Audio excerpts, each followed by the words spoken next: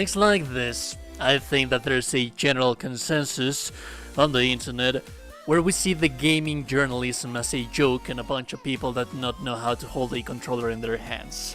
Things like this are the ones that drive us towards that kind of way of thinking. Let me tell you that it is important that we shouldn't generalize the whole thing. I used to be a journalist as well, not a gaming journalist. Well, I am now a kind of a gaming freelance journalist with my content that I make in here.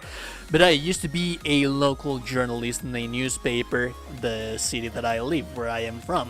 Anyways, let's get right into it. The whole thing. We're not going to spoil anything in here, so if that's your purpose, let me get it just right out of the back. We're not going to spoil anything in here. We are going to be speaking about that mess that IGNs made about the spoilers and whatnot.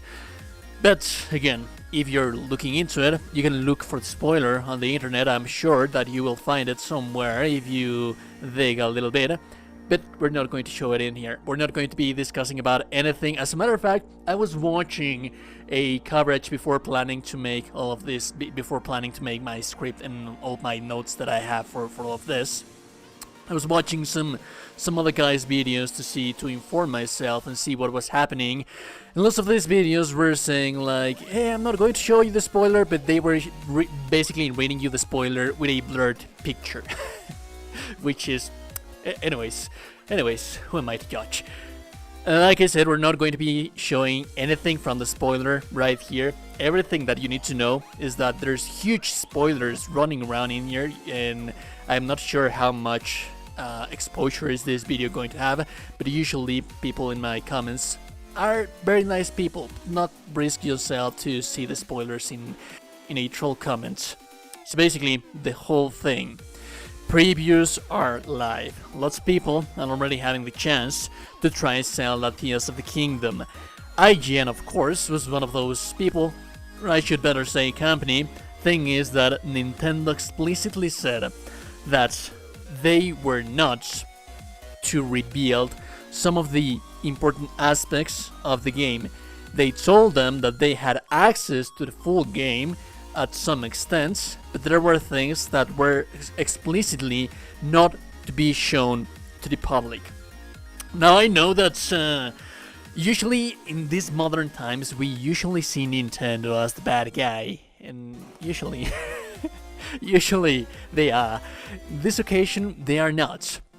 Let me tell you how this thing works, because even though that I am a small channel, I've had the chance to be given review copies and preview copies for games that we have covered here in the channel, and basically I know that a lot of people knows how these things work, but before you can get access to all of that, they have different ways of telling you things. Usually it's a PDF where you have all of the instructions, things that you know that you are supposed to not speak about, things that should be addressed in a day one patch. Basically they give you a complete guide. It's not that they are telling you what to say in your review, but they are telling you what you are agreeing on the embargo before you actually get the chance to try and make a critic out of it. That is very important because it is somewhat of a difficult job to be able to be critic enough and avoid those kind of major things. But it's kind of tricky, you know. We'll get to IGN later, but remember that cyberpunk thing that happened a while ago? It could be something similar. Let me explain you why is this case different. Back in the day, there were tons and tons and tons of magazines and newspapers and YouTubers, content creators, freelance journalists, that they were complying to everything that CD Projekt told them, even though that there was something fishy about that. That's the difference. Let me quote you one of the people that I know that has some kind of integrity. Not some kind of integrity, I know that this guy has integrity and I respect the work that he does, and I'm pretty sure that if you watch my content, you have watched his content. ACG Karak. I remember back in the day, I'll try to have this sourced on the video description, he said he publicly posted a video and he said, you know what guys, there's something fishy about the embargo instructions that we are getting for Cyberpunk.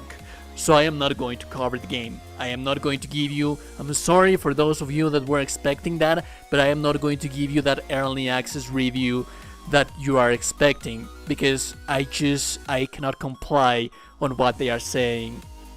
And what he and everyone else was actually complying, and what he wasn't complying to is to all of the things, shady things that they didn't want for gamers to see prior to releasing because of all of the pre-purchases and whatnot. There's a huge difference in here, because we're not speaking about a box or performance or that kind of stuff. We're speaking about Nintendo on their right saying, hey, there's these story aspects, there's these mechanics things, there's these weapons, there's this game elements that I do not want for you to show to the people.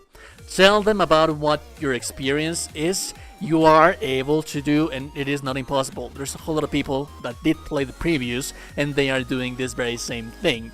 They are doing their preview by respecting the NDA that Nintendo provided to them. Now, how in heavens, IGN, being this big huge company that we all tend to see as a joke a little bit more, but I think that's the deal, that we sometimes centralize our opinion and our judgment on the company, and we do not realize that there are individuals actually working in there. But once you manage to realize that there should also be a chain of command, there should also be a hierarchy, that's when you start wondering what happened in here. What in heavens happened in here? Now, back again, I used to be a journalist. I used to have my friends at the company, and we would sometimes rant about the editors not allowing us to say what we wanted to say, being transparent to the people, and not playing in that game of the journals trying to tell lies with half-truths to the people. That's something that there's always going to exist in this kind of companies. But there's also a chain of command where you have to go through somewhere to actually post something, to publish something. So in this case, for example, the chain of command, simple chain of command, would be the writer of the notes of the actual news or previews and what have you, but this has to go through a editor. Now, where is this IGN's editor before all of this happens? That's where you start to see the company as a joke, because they do not have the proper people working in there as they should be working in there. And you know what? I've been there, you have been there, when you are at your job position and you want to do something your way and you're not allowed to, because there's a hierarchy that you have to follow if you want to keep your position in there. I know that you know it. It has happened to you. It has happened to me in many of my jobs. But at the end of the day, in this case scenario, if we try to centralize on the individual that actually did this and posted all of these links and posted all of this information and did not go through with the NDA and the agreements that Nintendo provided, and then that also went through the editor, that's where you start to notice, dude, where's the professionalism in here? Where's the hierarchy in here? Where's the organization on this company? And I have seen many mistakes, and I'm pretty sure that you have as well, with many different things. Something that I stopped, you know what, I stopped watching IGN at all, because usually I would go for reviews. I use IGN mostly nowadays for trailers, and that's it. Trailers and that's it. I know that there's very talented people working in there, that they do their job with passion, but I know that because of this, because the editors, or I do not know where the problem is in the chain of command in this company, but I've seen reviews. For example, let's talk about a Souls-like.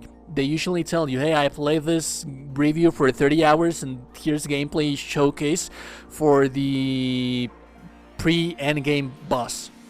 that's a major spoiler. I remember their review for Tales of Arise. You can most definitely go and watch that, and you will see that they will directly tell you, go look for that video right on the YouTube search bar, IGN Tales of Arise review, and they will tell you, hey, this character dies, this thing happens, hey, this important character does this. Dude, seriously. Anyways, that's pretty much everything that I had to say about IGN. It's a very damn shame that such a huge company lacks so much direction on it, because lots of folk actually do strive to look for these places for news. But then I guess it's not that I am endorsing you to watch small or big YouTubers, but take for example ACG from Kara Gaming. That's a guy that you should follow. That's a guy that you can trust. That's a guy that has shown you integrity on the notes. And yeah, I think that we should be more selective about the things that we watch, about where do we get our news.